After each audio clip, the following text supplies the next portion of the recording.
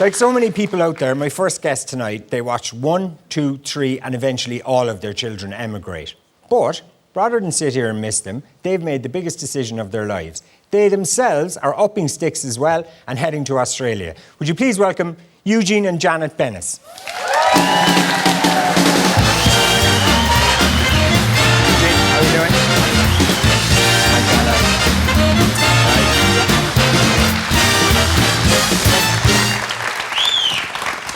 Hi guys, you're very welcome. Hi, how are you?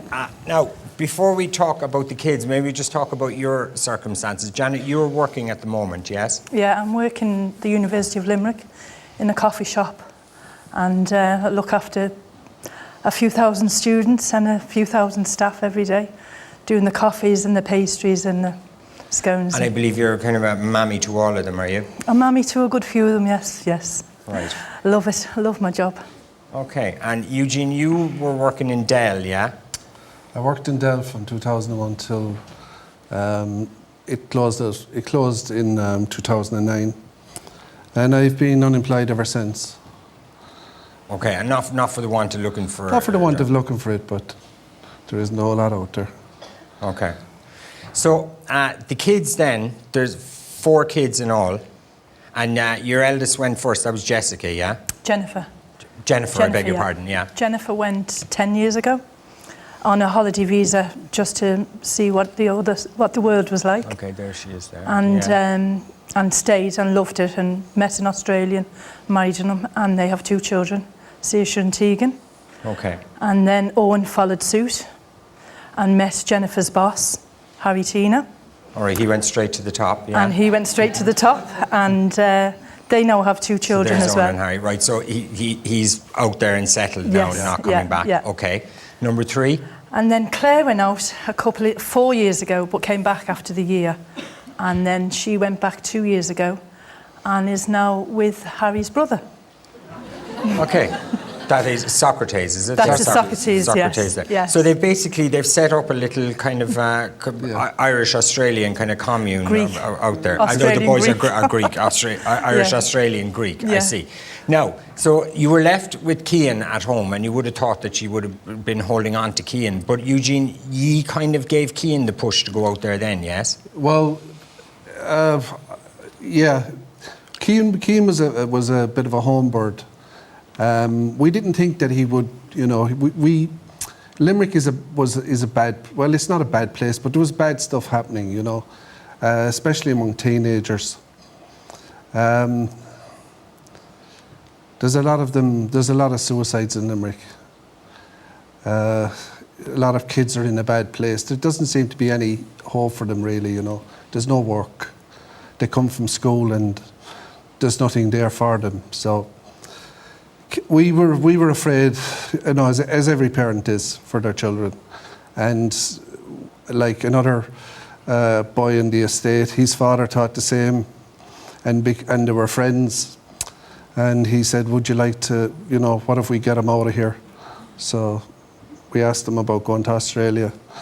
And they went and never looked back. They love it. So he's settled out there. He loves it. As well then. Okay. Now, I'm guessing you miss the kids, but there's also grandchildren now and everything, you miss them. It was your birthday yesterday, wasn't it, Janet? It was, yeah. Yeah, they wanted to send a little message, actually, for your birthday. So we have all the gang here, I think. Hi, Mum. Hi, Dad. Hi, everyone back home. Just a quick message to tell you that we think There's a screen in front of you there. Oh. Yeah, it's been too long. Can't wait to see. There's a beautiful granddaughter here waiting to meet you.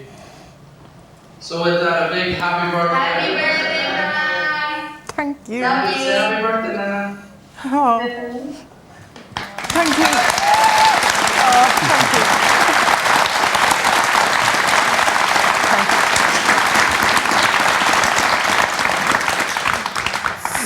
you. So like, obviously it's a huge decision you made, which to uproot your whole lives and everything, but then you see them, I suppose you're missing your grandchildren growing up and everything, aren't you? Well, we wanted to be more than an image on a screen to our grandkids.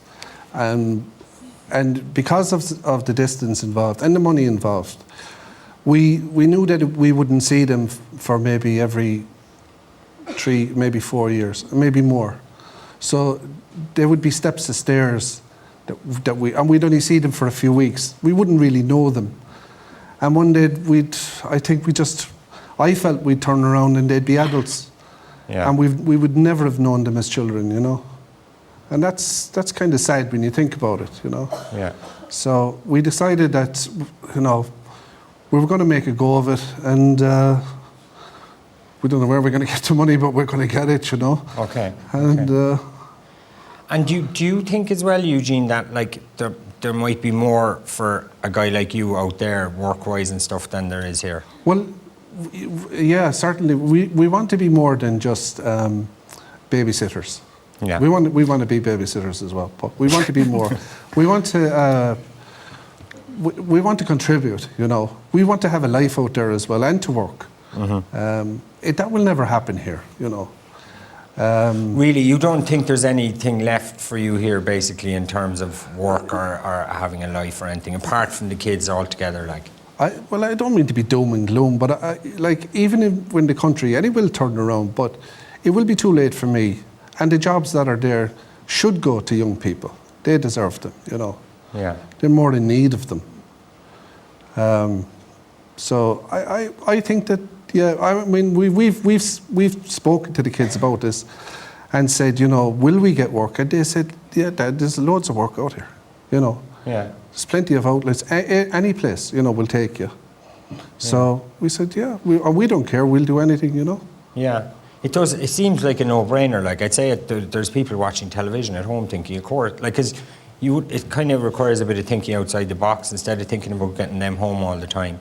Should we just head out to them? And they're all obviously very close and out there, are they? And the family ties have been kept up and everything.